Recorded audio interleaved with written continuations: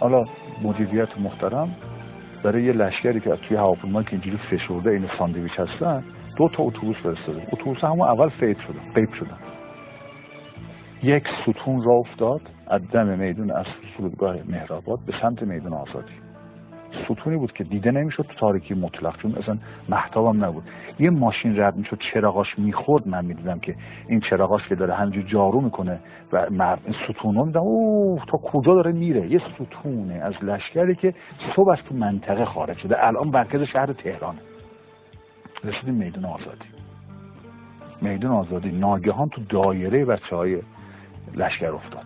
عنوانی که هر کی داره یه طرف میره، یکی میخواد بره کرج، یکی میخواد بره سمت سرازری، یکی میخواد بره طرف انقلاب، یکی میخواد هر کدوم این دایره گرفت دنبال ماشین وای نمیستاد.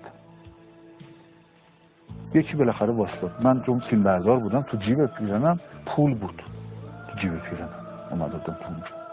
من اومدم چیز کردم، سوار شدم. یارو گفت همینطور چیز کردم میدان امام حسین. من تو خونه می‌خواستم برم، نبود میدان امام حسین. گفتم خواستم امام حسین سوار شم، برگشت گفتش که میشه 50 تومن ها. من نشستم مثلا شدم نفر دوم تو ماشین، 3 تا جا داشت. این ماشین جوری راه میرفت میچرخید که مشتری سوار کنه. اون گفتش که مثلا که دم راهی همین سر مسیر بود، گفت فلان، گفت 50 تومن میشه. باز میگفت یارو میگفت نه باز میرفت بود، گفت 50 تومن میشه ها. گفتم آقا آخری ول کن، من پول کم داشتم. اینا بچه‌ها جنگ میان. گفت بیا، به من چه مربوطه؟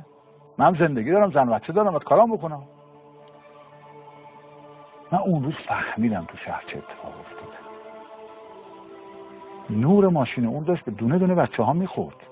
من اصلا اون عزیز رو که اونو میگفت اصلا محکوم نمی‌کنم. افکار من این بود که این چرا ما رو سوار نمی‌کنه؟ چرا فکر نمی‌کنه که ما الان جنگ اومدن؟ گفتم برادر نگاه کن قیافه‌هاشون، اینا خاکی از جنگ میان. خب اومده باشن، هر کی وظیفه خودشو داره انجام میده. منم باز زندگی نون زن بچه‌ام بود.